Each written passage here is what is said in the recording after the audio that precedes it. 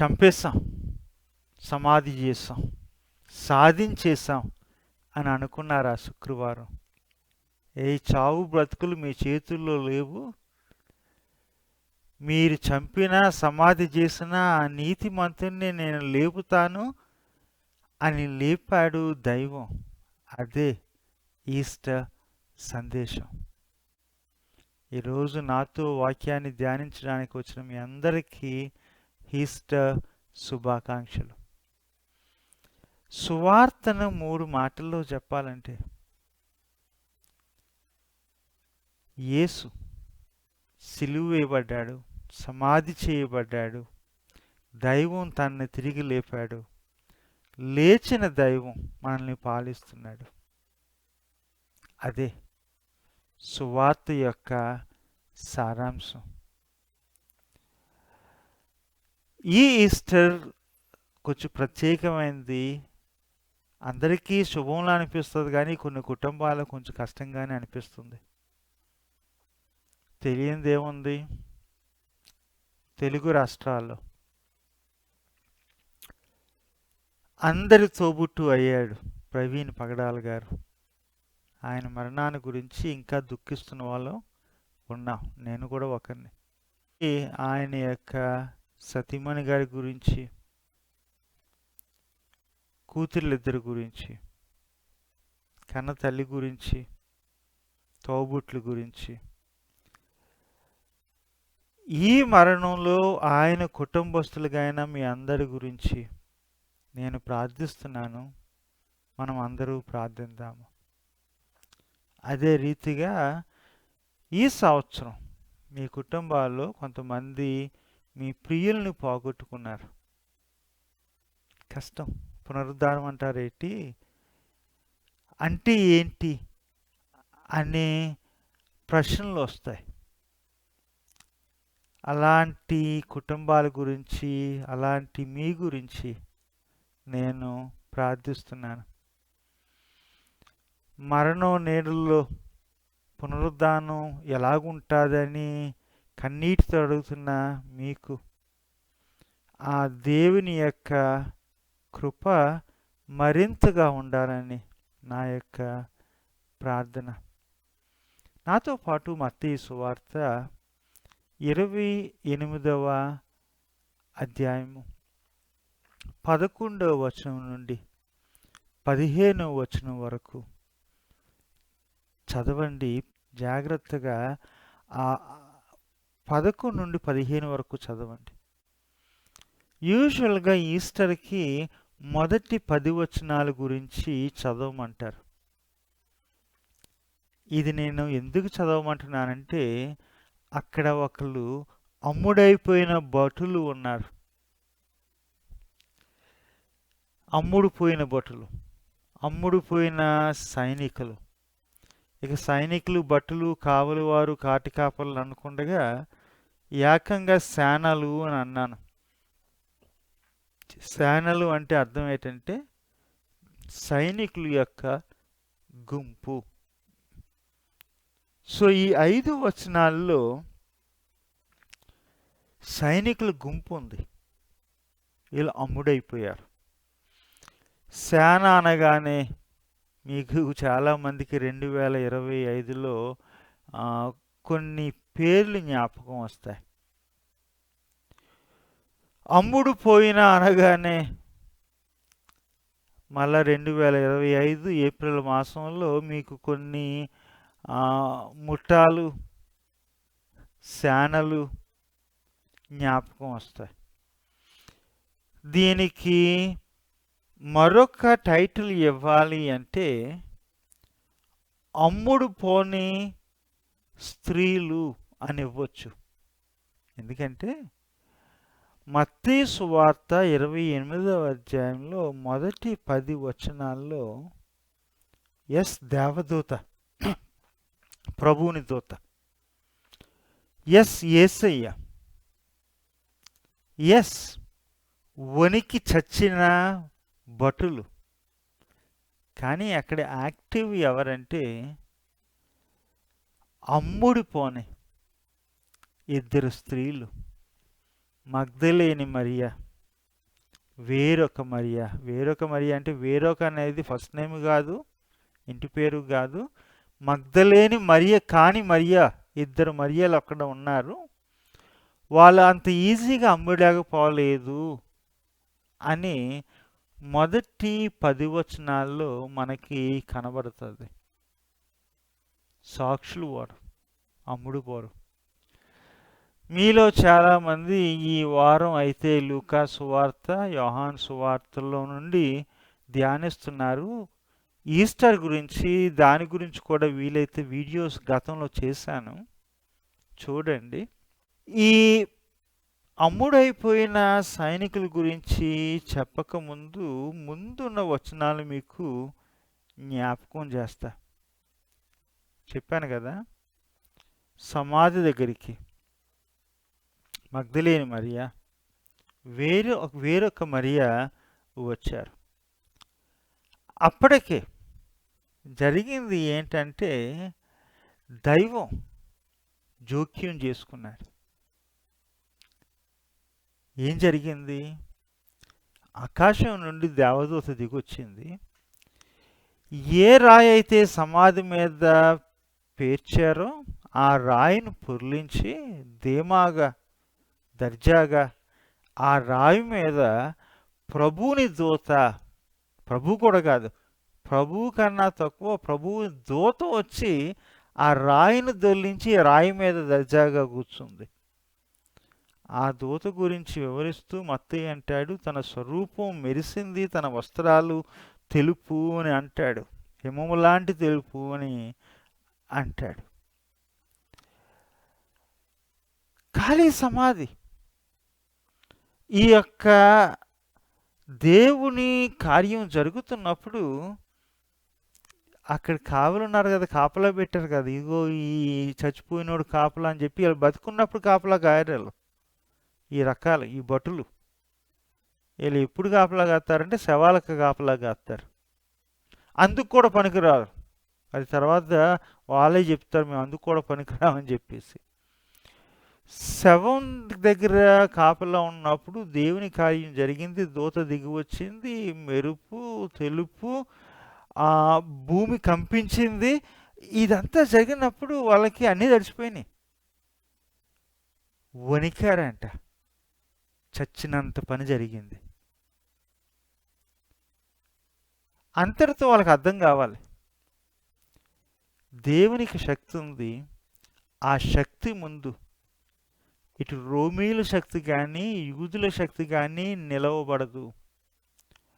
ప్రభువులు, ప్రభుత్వాల శక్తులు దేవుని శక్తి ముందు నిలబడవు అని వాళ్ళకి అర్థం కావడానికి అది చాలు. మొదటి 4 వచనాల్లో ఆ సినారియోని మత్తయి చూపిస్తాడు. ఆధారాలు అయ్యే: ఖాళీ సమాధి, కంపించిన భూమి, దూత, పొర్లించబడిన రాయి, రాయి మీద దర్జాగా కూర్చున్న ప్రభువుని దూత. ఇంకేం కావాలయ్యా మీకు ఆధారాలు? ఇంకేం ఎవిడెన్స్ కావాలి? దైవం ఈ నీతిమంతుణ్ణి తిరిగి లేపాడు. ఇంకా అర్థం కాలేదేమో అని చెప్పి తన యొక్క సంఘానికి మత్తయి రాస్తున్నాడు. ఇంకేం జరిగింది అంటే, ఈ ఇద్దరు స్త్రీలతో ప్రభువుని దూత మాట్లాడతాడు. ఏమంటాడంటే, మీరు ఎందుకు వచ్చారో నాకు తెలుసు, సిలువ వేయబడిన క్రీస్తుని వెతకడానికి వచ్చారు కదా, నాకు తెలుసు చెప్పి ఆయన తిరిగి లేచాడు. జ్ఞాపకం ఉందో లేదు కానీ లేస్తాను అని చెప్పాడు కదా, ఆ రీతిగానే ఆయన లేచాడు. ఇక్కడ లేడు. రండి చూడండి, ఇక్కడే పరుండు పెట్టారు కదా ఆ యొక్క కాయాన్ని, ఆ కాయం ఇక్కడ లేదు అని ఆ ఖాళీ సమాధిని చూపించి వెళ్ళాడు. మీకన్నా ముందుగా గలిలయకి వెళ్ళాడు. గలిలయలో ఆ ప్రభువునికి పనేంటి తర్వాత ఆలోచిద్దాం.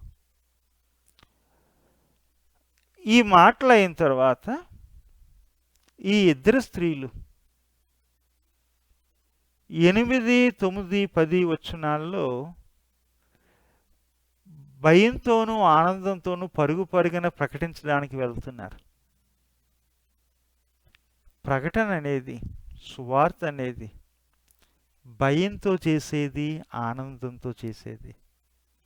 అందుకనే నేను చేస్తున్న ఈ యొక్క సేవను బట్టి నేను ఎప్పుడూ భయంతో చేస్తాను, ఆనందంతో చేస్తాను. ఏది తక్కువైనా దాని యొక్క పరిశుద్ధతను మనం పాడు చేసిన వాళ్ళు అవుతాము. ప్రకటించే సువార్త అది. ఈ స్త్రీలు ప్రకటించడానికి పిలువబడ్డారు. మొన్న ఎవరో కానీ అడుగుతున్నారు, స్త్రీలు ప్రకటించవచ్చా అండి అని చెప్పేసి. ఇదిగోనండి, దూత వాళ్ళకి చెప్పింది, పోయి చూచి చెప్పండి. ఎవరికి? శిష్యులకి చెప్పండి. పండి, ఆయన గలిలయలో ఉంటాడు, శిష్యులను తీసుకెళ్ళండి. నాయకులుగా పిలువబడ్డారు వీళ్ళు. వీళ్ళకి యేసయ్యే ఎదురొచ్చాడు. యేసయ్య ఎదురొచ్చాడని ఆనవాళ్ళేంటి? మొట్టమొదటి మాట భయపడకుడి, signature. Jesus would tell that fear not, do not be afraid. వీళ్ళకి అలవాటు పడ్డ మాట అది. యేసయ్య మాట్లాడాడంటే భయపడొద్దు అని చెప్తాడని చెప్పి. తర్వాత ఇంకొక మాట ఉంది అక్కడ. ఏంటంటే శుభము అని ఉంది.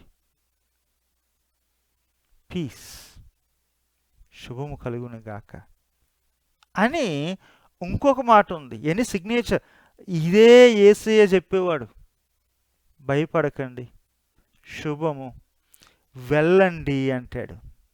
మీ సోదరులు ఉన్నారు కదా, మిగిలిన శిష్యులు ఉన్నారు కదా, వాళ్ళ దగ్గరికి వెళ్ళండి. ఏం చెప్పండి? ఏం చెప్పాలి? నేను గలిలయకి వెళుతున్నాను, అక్కడ వారు నన్ను కలవచ్చు. గలిలయ ఎందుకు?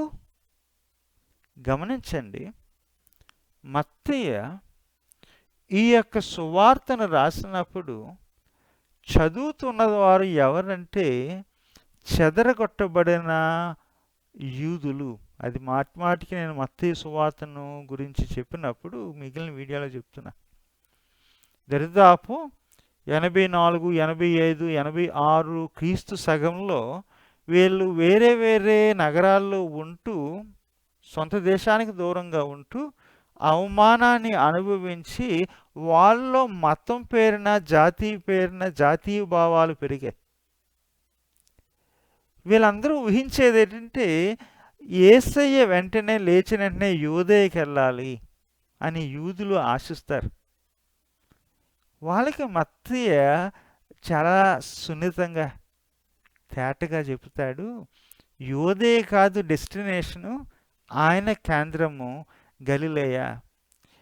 ఎవరినైతే మీరు తక్కువగా చూస్తారో, ఎవరినైతే మీరు నీచులుగా చూస్తారో, ఎవరినైతే మీరు ఏది మిళితంగా చూస్తారో, వాళ్ళకే వీళ్ళకి పుట్టారని చెప్పేసి వాళ్ళు పుట్టుకుని ప్రశ్నిస్తారు, ఎవరినైతే మీరు శాపగ్రస్తులు అనుకుంటారో వాళ్ళ దగ్గరికి యేసయ్య లేచిన తర్వాత పునరుద్ధరణ చేయని యేసయ్య ప్రయాణం. మీకు ప్యాటర్న్ కనబడాలి. ఏంటంటే పుట్టిన యేసయ్యకి అడ్రస్ ఏంటి? పశువులుండే పాక, రాజులుండే కోట కాదు.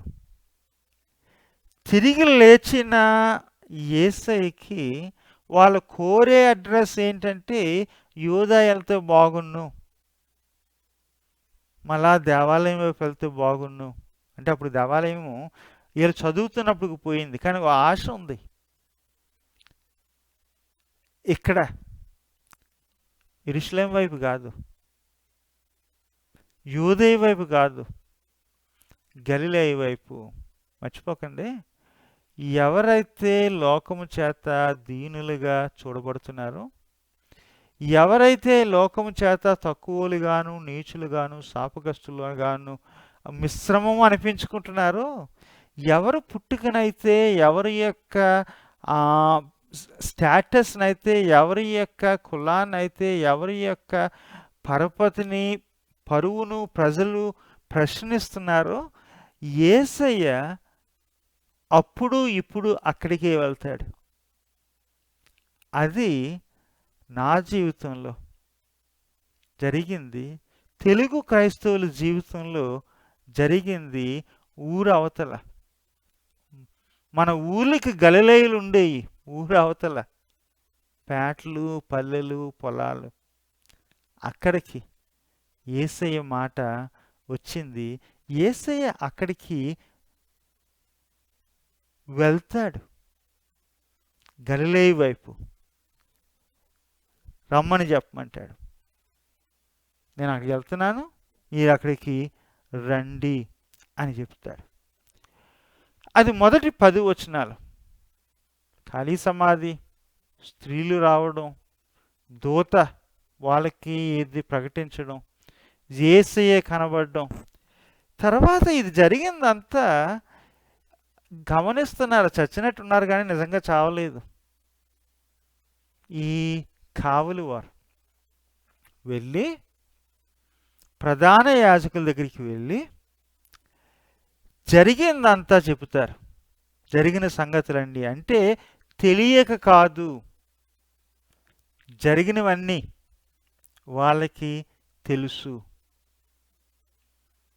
ప్రధాన యాజకుల దగ్గర చెప్పిన తర్వాత ప్రధాన యాజకులు పెద్దలు, ఈ ప్రధాన యాజకులు పెద్దలు ఒక మాటలో చెప్పాలంటే మతం ముసుగులో ఉన్న రాజకీయవేత్తలు. అర్థమవుతుంది కదా.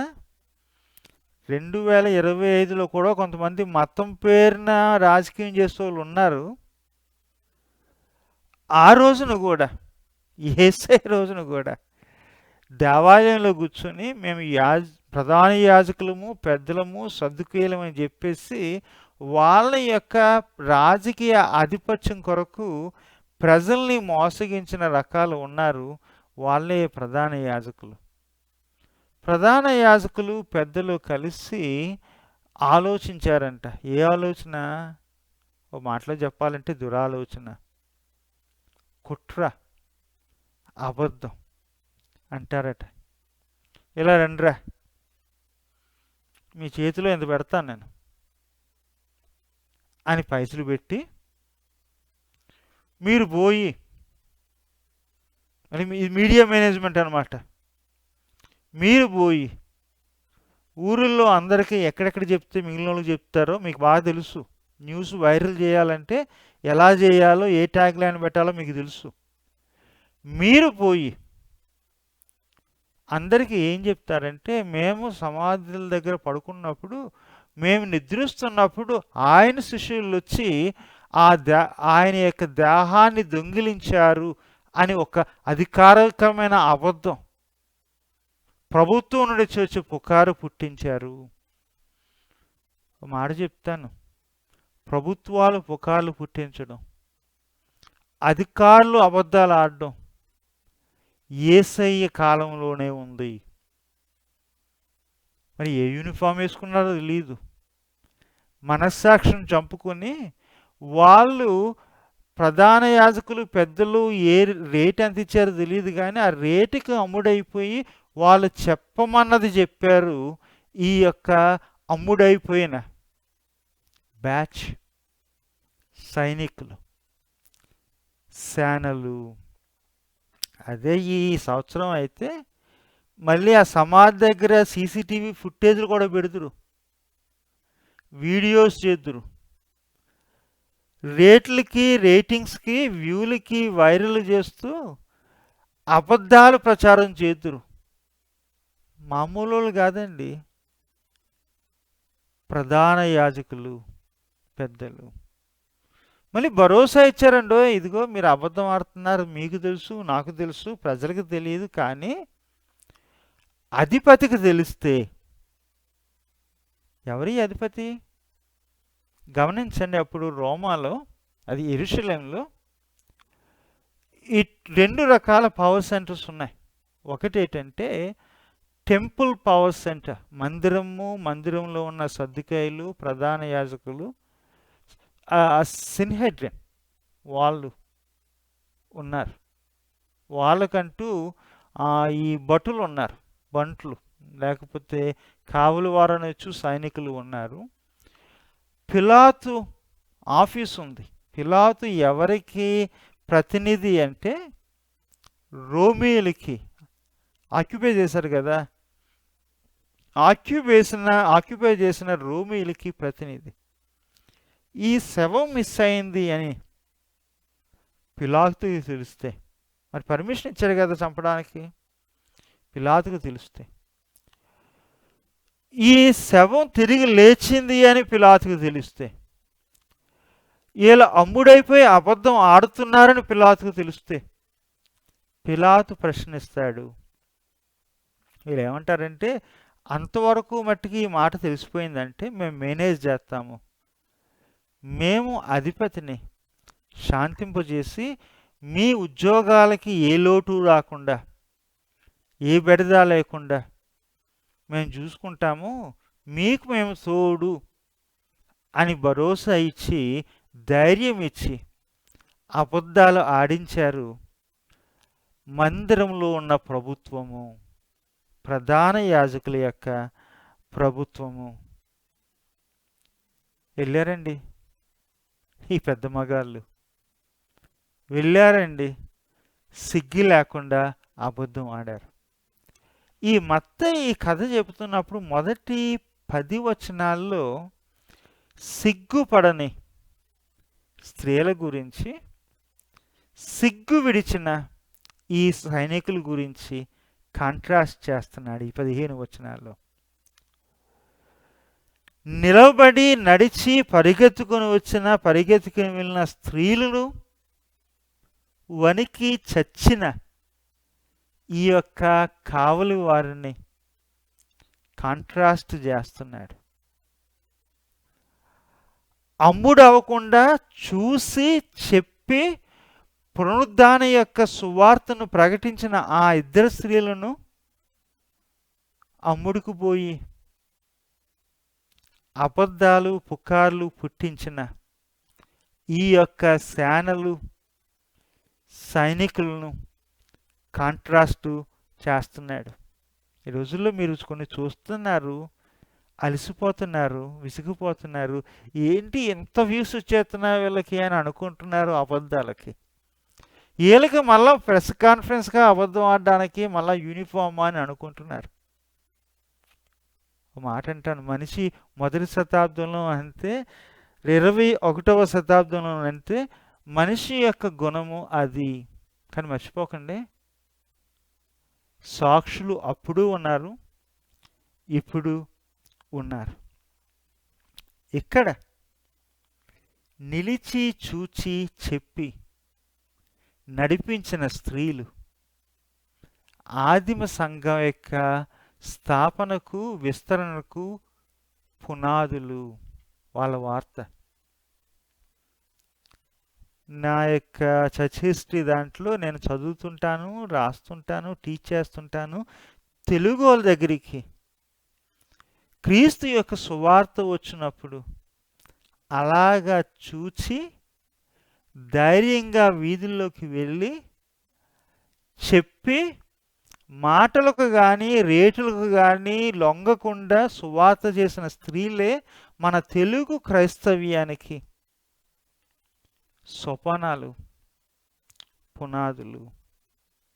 ఇక్కడ ఇంకొక సత్యం ఉంది. ఇదిగో అబద్ధం అనేది అప్పటికి ఎన్ని రేటింగ్స్ వచ్చినా, ఎన్ని రేట్లు వచ్చినా, ఎన్ని వ్యూస్ వచ్చినా, ఎన్ని వైరల్స్ వచ్చినా ఎల్లకాలం నిలబడదు. నిజం ఎప్పుడు గెలుస్తుంది. ఇంకో సత్యం ఉందండి, మనుషులు చంపి అబద్ధాలు ఆడవచ్చు, నిందలు వేయచ్చు. దైవం అలా చంపబడిన వారిని, నిందించబడిన వారిని వాళ్ళ తరఫున అప్పుడు క్రీస్తును లేపిన ఆ దైవం మనల్ని లేపుతాడు. అందుకనే ఓ మాట మరలా అంటాను. చావు వచ్చినప్పుడు ఎలాంటి చావు వచ్చినా, నిందొచ్చినప్పుడు ఎలాంటి నిందొచ్చినా, రోమీయులకు పౌలు రాస్తూ అంటాడు, అది మనల్ని క్రీస్తు ప్రేమకు దూరం చేయలేదు, దగ్గరే చేస్తుంది. ఈస్టర్ సందేశం ఏంటి అంటే, ఇదిగో చంపేశాం, సమాధి చేసేసాం అని వాళ్ళు అనుకున్నారు. చావు బ్రతుకులు మీ చేతుల్లో లేవు. మీరు చంపి సమాధి చేసిన ఆ నీతిమంతులను నేను లేపుతానని దైవం చెప్పాడు. అదే ఈస్టర్ సందేశం. క్రీస్తు శ్రమపడి, చంపబడి, సమాధి చేయబడినప్పుడు ఇదిగో చావు బ్రతుకులు మీ చేతుల్లో లేవు, ఆ నీతిమంతుని నేను లేపాను. సమాధి నుండి మనుషుల్ని లేపే ఆ యొక్క పునరుద్ధాన క్రియను నేను కొనసాగిస్తున్నానని దేవుడు చెప్పే మాటలు. ఆ యొక్క సువార్త, ఆ యొక్క పునరుద్ధాన శక్తి మన నోట, మన జీవితాల్లో ఇప్పుడు ఎల్లప్పుడు ఉండునుగాక. ఉంటాను మరి. సెలవు.